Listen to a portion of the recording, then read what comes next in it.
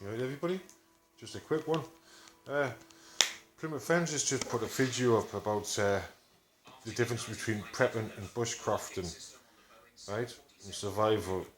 For me personally, right, I think they go hand in hand.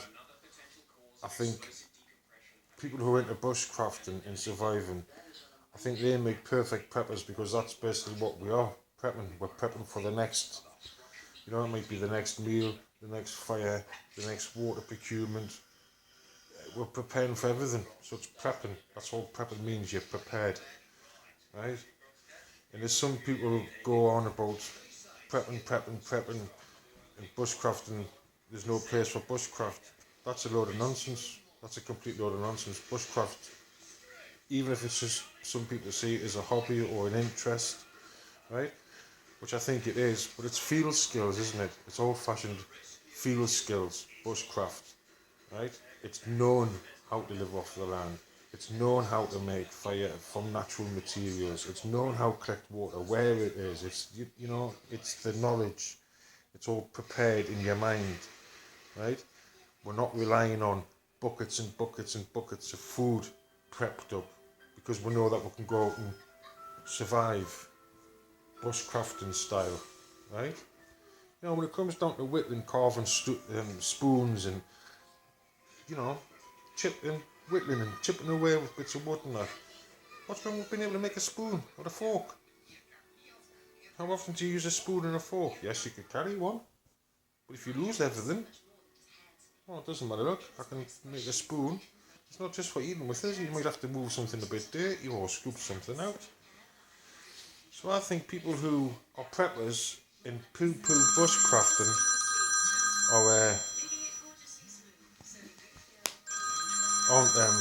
they haven't got it right.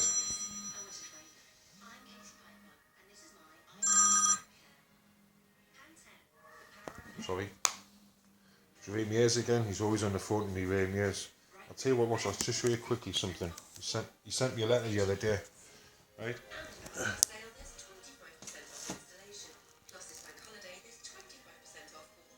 Ray Mears sent us a letter. I'm only joking.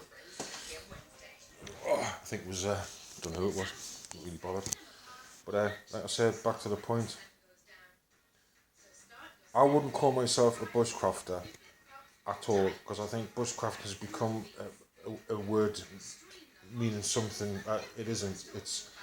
I'm sure it was field skills or field craft that we were taught, or what we learned.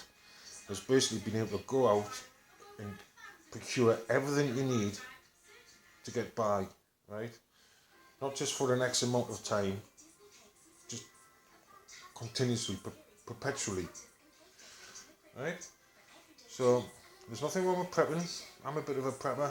Like you've seen some of the kit I've got. I've got this, I've got that, just in case that happens, just in case this happens. There's nothing wrong with being prepared. That's the Boy Scout in me. You know what I mean? But I think preppers who are poo-pooing bushcrafting have got it wrong. I've got it completely wrong, because there was people practicing bushcraft well before anybody was classed as a prepper. And that's how mankind got on bushcraft. It's the skills, it's the knowledge that you can keep. It doesn't weigh anything. You know what I mean? It can make the difference. It can make the difference between life and death. Once all those preppers, once all your preppers' food ran out, right? And it is completely society is just completely completely falling down, right? And we have been kicked right back to the 18th, 19th century style, right? And all your foods ran out, and you haven't got in your head how to catch a fish, catch a bird, where are you going to get the food from, right? If you've prepped all this water, and also all the water sources go off, all your sewage and all that goes off, and you have to go out and collect your own water from natural sources, and you don't know how to do it, you'll be scuppered. No matter how much food you prep, or bullets or rounds of ammunition. So just to support a young man, on his last video there, he carries a flint and steel, I carry a flint and steel. One of the reasons why I carry a flint and steel, well, there's two reasons. First of all, I think it's magical the way that works, stone on metal, to get fire, blown into fire, all that I think is magical. and that bit of steel in the flint will last a lot longer than any brick lighter, a lot longer than any box of matches. You know, he says, oh, you've got your ferrocerium rods, you know, big ones, small ones, learn how to use it. Learn. I think in threes, right? I'll use my food, store half my food, I've got another third in reserve, just like your water, you can break it down. I go on the rule of threes that I carry 2 ways of making fire, and I've got a third way of making fire, down to a art, down to a just honed. The easiest way I find.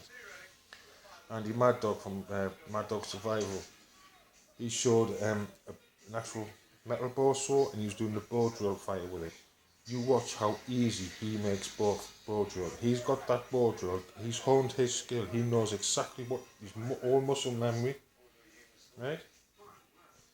You should carry 3 ways of being able to start a fire, right? And you should at least know 3 ways in your head, 3 alternatives. It's just, you know, I've got nothing wrong against preppers, although I think the armed preppers and the preppers who go on that bushcrafters are no good, and survivalists who won't help you out. You know what I mean? I just think they're talking out their arse, basically. They're talking well out their arse. Because what does happen when the chain of supply does break down, you know, your preps have all gone, and you haven't got a clue. You just haven't got a clue. You might read it in a book, or I've got Lofty Wiseman's book, I've got Rainier's, or Cody London, or Dave Canterbury, and you were sitting reading it. Yeah, you can read it, you can get the information. You mightn't have the ability, you know. You could have a degree in quantum physics, right?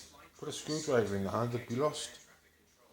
You know, bushcrafting is the way forward, just like it's always been. What was the oldest fella that found Oatsy? You look at the kit that Oatsy had, right?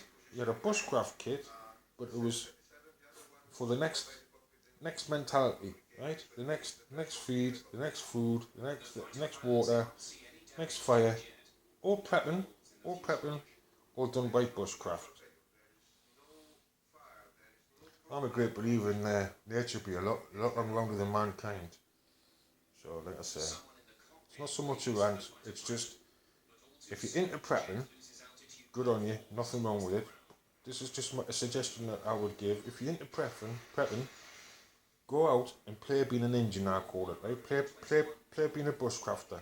Play going out and saying, right, well, I can eat that plant, I'll taste that, I'll try and catch that, I'll make this, I'll make that, right? Go on. First of all, it's great fun. It is great fun. And second of all, the knowledge that you keep and gain is much better than any. I think it's much better than any book. You've got to get out and physically do it. Have the mentality to be able to do it, to be able to get through no matter what situation it is. You've got a half idea of how to do it without any prepping, right? Without any prepping.